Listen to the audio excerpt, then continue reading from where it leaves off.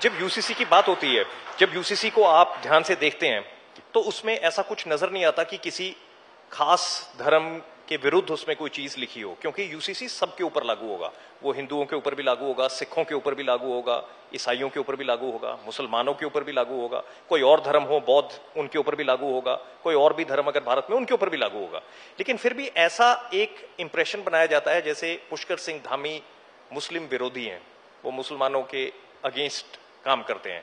ऐसी एक परसेप्शन या ऐसी एक फीलिंग क्यों आती है, जबकि यूसीसी जो है वो सारे धर्मों के ऊपर बैठेगा। जब उसका क्रिटिसिज्म होता है वो सिर्फ एक धर्म के साथ जुड़कर उसका आता है।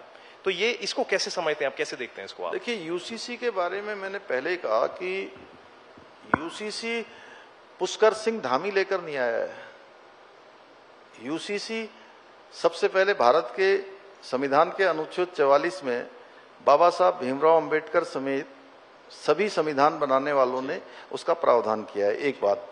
दूसरी बात, देश की आजादी के बाद से लेकर देश का संकल्प था कि देश के अंदर सबके लिए समान कानून होना चाहिए।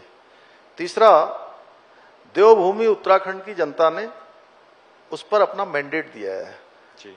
देवभूमि की जनता ने ही हमसे कहा कि भाई आपको ये बनाना है, इसीलिए वो सरकार में लेकर आए हैं। इसलिए किसी के खिलाफ तो हो ही नहीं सकता।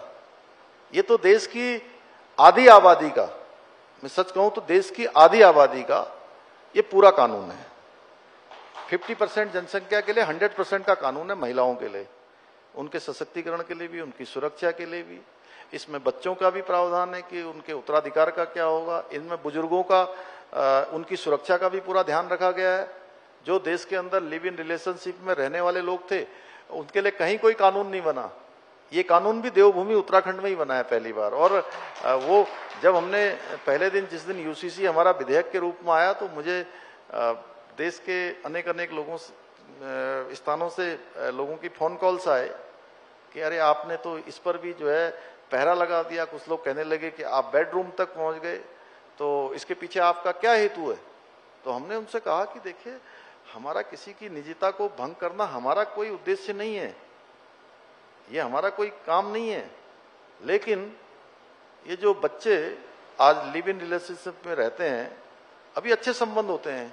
अब ये लिव इन रिलेशनशिप का जो आप कानून लेकर आए हैं, उसके ऊपर भी ये बीच में बात कही जा रही थी कि ये दकियानूसी कानून है, ये पिछली सोच है कि लिव इन रिलेशनशिप के ऊपर भी ये जांच पड़ताल करने की कोशिश कर रहे हैं। लेकिन वो भी आप बड़ी सोच समझ के उस कानून को लेकर आए, अगर उसके बारे में बताएं आप। मैं बताना ही चाहता हूं, क्योंकि देखिए, कभी आपस में बच्चे अपनी एक दूसरे के साथ सहमति के साथ रहते हैं, उनके संबंध अच्छे होते हैं, लेकिन कुछ समय के बाद संबंध खराब हो जाते हैं।